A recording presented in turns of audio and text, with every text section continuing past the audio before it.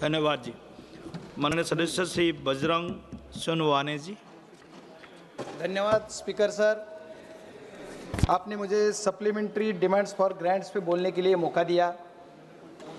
आज मी या सभागृहात जे बिल आलं त्या बिलावर बोलताना भारत देश हा कृषीप्रधान देश म्हणून ज्याची गणना केली जाते, या कृषीप्रधान देशामध्ये शेतकऱ्यांसाठी ज्या काही मागण्या आहेत त्या शेतकऱ्यांच्या मागण्यासाठी भारत सरकारने नवीन काहीतरी वाढ केली पाहिजे अशी माझी अपेक्षा होती। पण आता माग करताना भारत सरकारने त्याच्या बाबतीत काही मागणी केलेली नाही। शेतकऱ्यांसाठी जास्तीत जास्त ग्रँट या नवीन ग्रँटमध्ये द्यावेत ही एक माझी मागणी आहे।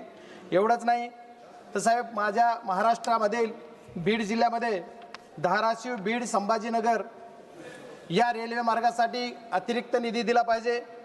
बऱ्याच दिवसापासून मागच्या 2014ला मोदी सरकार आलं तेव्हापासून जुन्नर चोंडी आष्टी असा एक रेल्वे मार्ग आहे, त्याच्यासाठी सुद्धा नवीन पैसे दिले पाहिजेत, बजेटमध्ये तरतूद केली पाहिजे।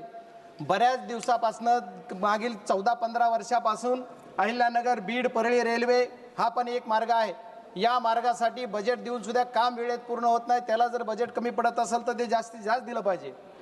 आणि अध्यक्ष महोदय, संबंध या सभागृहातील MP जे आहेत, मेंबर ऑफ पार्लमेंट, यांचा जो निधी आहे हा निधी अगदी कमी आहे साहेब। माझ्या महाराष्ट्रात जर बघितला तर MLAचा जो निधी आहे, जो फंड आहे, हा फंड 5 करोड रुपये, म्हणजे 6 माझ्या खाली, म्हणजे कमीत कमी 30 करोड।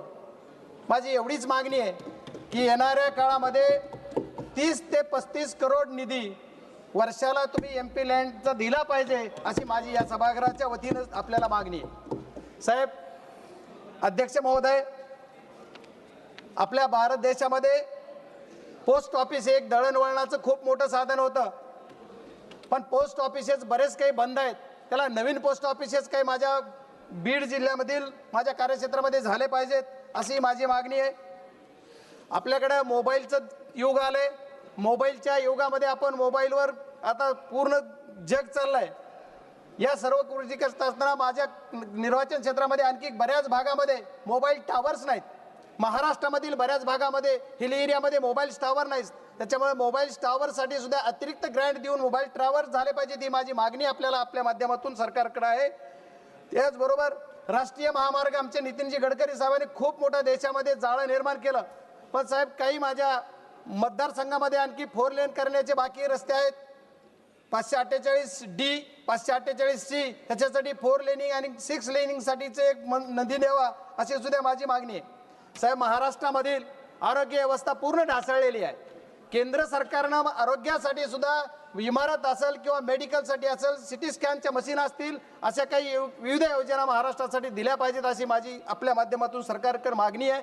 एवढंच नाही तर मेडिकल कॉलेज, माझ्या इथं प्रत्येक जिल्ह्याला एक नवीन मेडिकल कॉलेज द्यायचं हे केंद्र शासनाचं धोरण आहे, पण माझ्या जिल्ह्याला मेडिकल कॉलेज नाही, हे मेडिकल कॉलेज द्यावा ही एक आपल्या माध्यमातून सरकारकडे माझी विनंती आहे।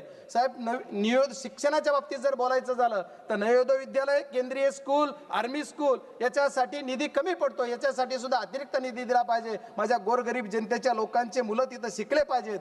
माझ्या जिल्ह्याच्या बाबतीत, माझ्या एका निर्वाचन क्षेत्राच्या बाबतीत जर बोलायचं झालं तर माझा जिल्हा महाराष्ट्र संबंध देशाला ऊसतोड मजूर पुरविणारा जिल्हा म्हणून ज्याची ओळख आहे, या जिल्ह्यातील माझ्या ऊसतोड मजुरांचे जी मुलं आहेत, या मुलांसाठी एक शाळा प्रत्येक कारखान्यावर किंवा फिरती शाळा तयार करण्यासाठी केंद्र शासनाने हस्तक्षेप करावा आणि शाळा द्याव्यात ही एक माझी कळकळीची विनंती आहे साहेब। एवढंच नाही तर आपला हा भारत देश हा ग्रामीण भारत देश म्हणून ओळखला जातो। ग्रामीण एरियासाठी, रूरल एरियासाठी ग्रामपंचायत ही सर्वात महत्त्वाचं केंद्रबिंदू आहे। या ग्रामपंचायतसाठी इमारत नाही, ज्या ग्रामपंचायतमधून आपला जसा मुख्यमंत्री एका स्टेटचा असतो तसा त्या गावचा तो मुख्यमंत्री आहे, पण त्याला तिथं बसायसाठी जागा नाही, खुर्ची नाही, इमारत नाही। इमारतीसाठी सुद्धा केंद्र सरकारने अधिक निधी द्यावा असं माझं प्रांजळ मत आहे। साहेब, पंतप्रधान घरकुल जी योजना आहे, पंतप्रधान आवास योजना, या योजनेसाठी आपल्याकडे तुटपुंजा निधी आहे साहेब, आपण त्याचा निधी वाढवला पाहिजे। एका गरीबाचं घर जर व्हायचं असेल त्याला 5 लाख रुपये निधी अध्यक्ष महोदय दिला पाहिजे, ही माझी अत्यंत कळकळीची विनंती आहे आणि आपण सरकारला सांगून ती द्याल अशी अपेक्षा व्यक्त करतो। एवढंच नाही साहेब, घर घर जल पहुंचाने की केंद्र शासन की या मोदी सरकार का एक ये तो जल जल कहाँ पहुंचा घर, अभि जल जीवन मिशनचं 3, 13, 9, 12 वाजलेत, जल जीवन मिशन बंद पडले, त्याला पैसे नाही साहेब, पैसे लवकर द्या. अध्यक्ष महोदय, आपण आपल्या माध्यमातून सरकारला सूचना कराल की त्याला जल जीवन मिशन या योजनेला पैसे द्याल. एवढंच नाही तर MREGS सारखी एक प्रचंड मोठी योजना आहे जी की गोरगरीब जनतेसाठी, महाराष्ट्रातल्या, माझ्या देशातल्या गोरगरीब मजुरांना मजुरी मिळते. ह्या MRE योजनेसाठी आमच्या महाराष्ट्रामध्ये MREGS बंद केले साहेब. त्याला केंद्राचा 100% पैसा असताना सुद्धा पैसा दुसरीकडे वळवला जातो आणि त्याच्यावर खर्च होत नाही. त्याच्यामुळे अध्यक्ष महोदय, माझी विनंती आहे आपल्याला की हा निधी जास्तीत जास्त त्याच्यावर खर्च झाला पाहिजे, माझ्या गोरगरीब जनतेच्या हाताला काम मिळालं पाहिजे. एवढंच नाही साहेब, आदिवासी ट्रबल आहेत, जे की दलित आहेत, यांच्या सर्वांसाठी वसतिगृह, केंद्र सरकारचे काहीतरी वसतिगृहासाठी निधी दिला पाहिजे आणि केंद्र सरकारच्या माध्यमातून वसतिगृह झाले पाहिजेत.